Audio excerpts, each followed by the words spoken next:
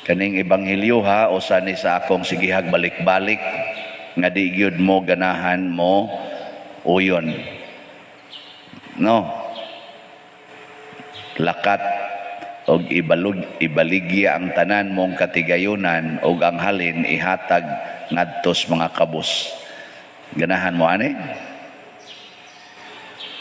Na lingo-lingo gyud ta, di madaen. Nya mao na siya nga ingon Dios Kristo, portig yung lisura sa usa ka dato ang pagsulod sa gingharias langit. Kinsa maning dato? Kanang tawo nga nahigugma sa mga butang, mga bahandi sa kalibutan. Dili na ni magpili kung daghan ba kag bahandi or jutay, basta nahigugma gani kas bahandi sa kalibutan, ang tawag sa Ginoo nimo dato. Nya maglisod jud kag suod sa langit. Ni pangutan-an na imong tubag, ay imong tupad. Kana imong tupad ba pangutan-an? Hinaon sa man ka, dato ka o pobre? Okay, pangutan-an. Dato ka, pobre. Basta nahigugma, bisag usa lang kabutang sa kalibutan, nga imo jong giangkon nga imo. Nya mura jud kag mawili ana, kana dato ka. Og mas sayon pas kamilyo paglusot sa lungag sa dagom kay kanimo pagsuod sa gingharias langit. Mao na, nyaon saban, lisod ba sudlon ang langit o sayon? Ito bag. Porting sayuna, basta kabos. Basta kabos ka, porting sayuna sa langit. Pero dato ka, porting lisura. Mo na ito bag ana. Daghan mo kayo, di pa dito, lisod kay sudlon ang langit. Basta kabos lang ka, ringless ka, di ka mga hit. Basta kabos lang ka. Pero dato gani ka, congratulations. Di gyud ka kasuaw. Makasuod man tingali, property laging lisura. Gisayunan ka ang kamil, mulusot sa lungag sa dagom. Sayon pa kuno. Maubitan ng nahimo ng idiomatic expression kung magkalisod-lisod gani ka sa papasok pa tayo sa butas ng karayom bago tayo ano ba? Ikaw mo kuno isuod sa lungag sa dagom, mas dako-dako man ang kamil ninyo. Na adto man kog hulilan, daghan mang camels dito. Ang camel ana lapaw na nato. Na ngita og tungtunganan una ka makasakay to yang buko-buko nga gaana. Lisod pa jud kayo kay yang buko-buko gaana ba. Pero og pasudlon kuno nas lungag sa dagom, masayon pa kuno. Da. Magdato pa mo dili.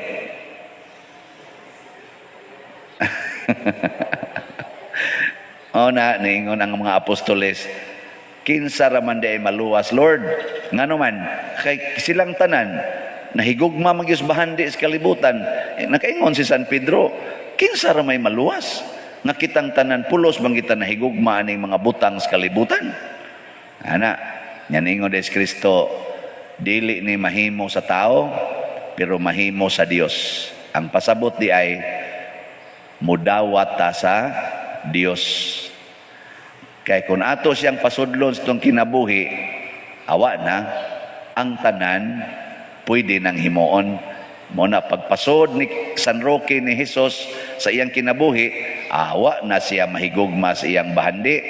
Pagpasod ni St. Francis of Assisi ni Jesus iyang kinabuhi, gibiyaan na niya tanan. Ang problema lang sad karon ng pangutana, di ba ka maglisod si Jesus og sod sa imong kinabuhi ron? Imong pasudlon o dili? Kusga. Kusga pag yun. Hambugiro mong dagko. Si Maria, si Maria ba, mahal nga birhen ba? Iyang gipasulod ang Dios. Ingnon ta lang ba in general, iyang gipasulod ang Dios sa iyang kinabuhi. Motong pag-ingon gyud ni Anghel Gabriel, magmabdos ka o Ginoo. Ingon des Maria, matuman din hikanako sumala sa imong pulong. Ang pagpasulod sa Ginoo nato, nganis nato, mao ang pagtuman sa iyang pulong. The decision. Kana bitang uban main ko nya musunod ka sa Ginoo siya, maningkamot lang pader, nako apatay ka diha. Ang imong desisyon maningkamot. Unsa man ika maoy saligan aron makabuhat ka sa sugo sa Ginoo? Dili oy, inig pangutana nimo, musunod ka sa Ginoo? Dili. Ingnang oo. Ingnang oo. Ayaw pag imong maningkamot. Ngano man day? Kamao ka? Makahimo ka? Di oy. Ingnang oo. Pasabot, inig-ingon nimong oo, so dayon na siya nimo. Nya inig sod na niya, ang iyang grasya mo imutabang nimo. Gi ako marong pangutanon, saman. Muangkon pa mo sa inyong balay nga inyo o dili? Di na? O maingon ka, dili na pader. Musuday ng Ginoo nimo. Iguli nimo sa inyo, magsige na kag-ingon, di na ni akong balay sa Ginoo na ni. Ana. Abot ang imong silingan, gisunog na imong balay, hala Lord ang imong balay, gisunog. Nya kay naamang ko magpuyo sa imong balay, nya gisunog namang imong balay, maglakaw-lakaw na lang ko ani. Mangita na lang sa kugasang balaya kun nimo pasudlon. O di ba? Ano? Nya ganahan mo ana. Or mukiha gyud mo og arson against atong taong nisunog sa imong balay. Kay ako tong balay. Kusog ra ba kita na? Ako gutong balay. Ako gutong gigastuhan. Ug mao ni ang hinungdan nganong dali kitang makasa. Kana bang magsigi na tagpangangkon nga ato. Nya ang kasagaran ra ba natong angkonon nga ato kanang makalipay nato. Kana bang makalipay ba? Ang kuno na nimong imo, nya kanang dili makalipay, bahala ka diya. Bahala ka diya. Ana. Pananglitan anang kanibang tao ba imong silingan? Nganang tao nga magsigig tabang nimo, ang kunon ra ba na nimong imong amigo? No. Nya kanang kasigig libak nimo, unsay may imong itawag ana? Imong kontra.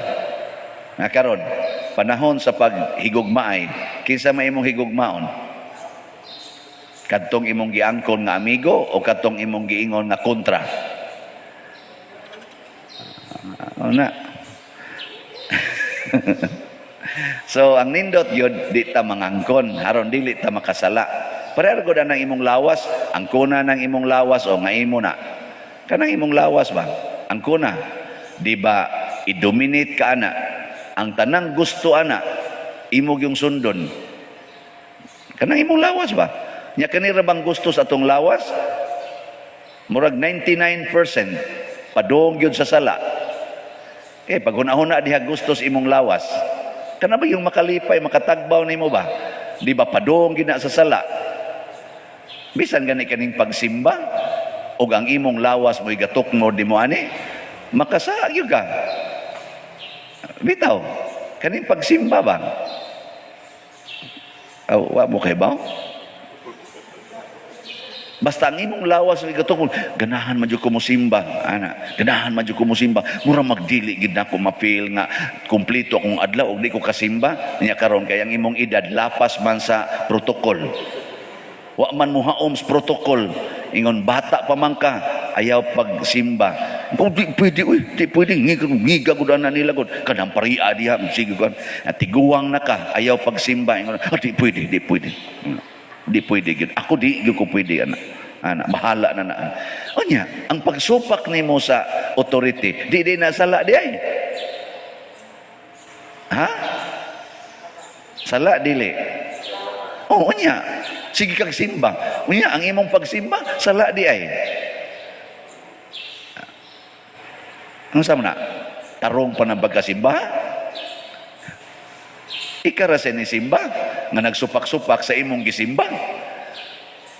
Magsikingon, I love you Lord, I love you Lord, pero I love you kung ingnang di ko mo simba Lord ha. I love you man yun.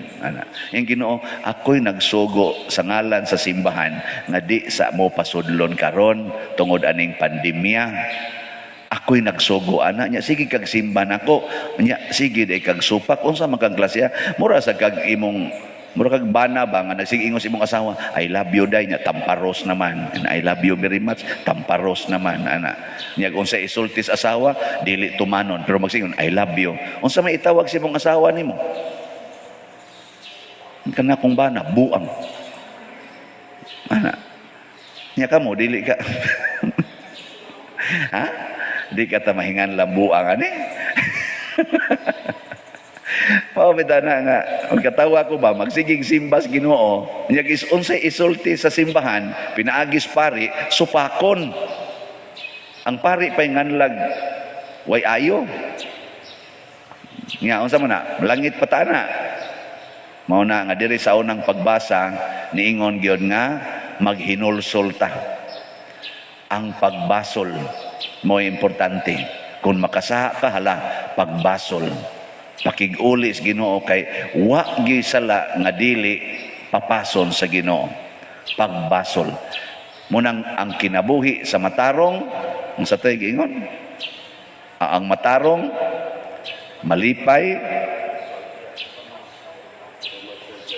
magsadya ug maglipay diha sa Ginoo. Ang matarong ug kinsa man ning mga matarong niingon diri bulahan ang tao kansang kalampasan gipapas kansang sala gitabunan.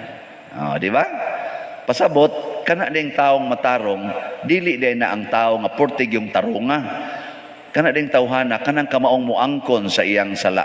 Mapaubsanon nga muangkon sa iyang sala ug desididong magbag-o siyang kinabuhi. Kining batanon nga niya dinis atong ebanghelyo, matarong man siya. Gisayunan ka atong nga hashtag gani ang katong na po kasugo ba nga gimensyon ni Hesus nga niingon si Hesus, ayaw panapaw, ayaw pangawat, ayaw pamakak, tahura imong mamagpapa. Niingon siya, Lord, kanang tanan ako ginang gituman sukad pa sa akong pagkabatanon. Unsa may tawag nimo anang tao nga kusog ay mutuman sa 10 commandments? Hiwi o tarong? Purting tarunga. Pero pag ingon ni Hesus, ibaligya ang tanan o gihatag ang halin ngadto sa mga kabos, nilakaw siya nga masulubon. Ngano man, duna siya sala nga dili niya gustong biyaan. Ug unsa man na, kanang sala sa pagka materialistic or pagka kalibutanon. Mao na siya sala nga kuyaw kayo. Kay doon na ba na siya rason? Nya, valid ra ba ng rason, ana? Usahay gani, legal ang rason. Peragod anang magkinihaay na mo ngadtos barangay or ngadtos korte, tungod anang utlanan si yuta, legal ba na? Siya di abi ako'y titulo. Naabi ako'y titulo. Sukda. I-trace. O tanawa, ako ginang yuta, nganong imong nagilahap diha. Di ko makatarunganon, nga ikihati ka, nga ako maning yuta. Sakto kay na. Wag problema na sa legality. Pero dirita mo dagan sa morality o sa spirituality. Unsa may sugo ni Kristo, kung dunay mukawat sa inyong butang, ayaw nagbawia. Ana. Nya, sunod mo na. Tutok lang ay. Mauna, maglisod ang suod sa langit. Nya di man ta ka maong hinulsol ani nga naman. Ako na noy maghinulsol. Ako nga sakto, ako na noy maghinulsol. Ako na noy magpaubos nga ako may sakto. Ana man ta usahay. Ako nga pare, muampo ko nang mutahod ko ng sakristan. Ngano gutaon? Ang sakristan mo'y mutahod nako, dili ako. Ay pangayog pasahilo pa der kay nasakitan ra ba tong sakristan nga imong giingnang di kamao. Di kay kamao sa giday na siya. Bugo mo nang buang-buang nako.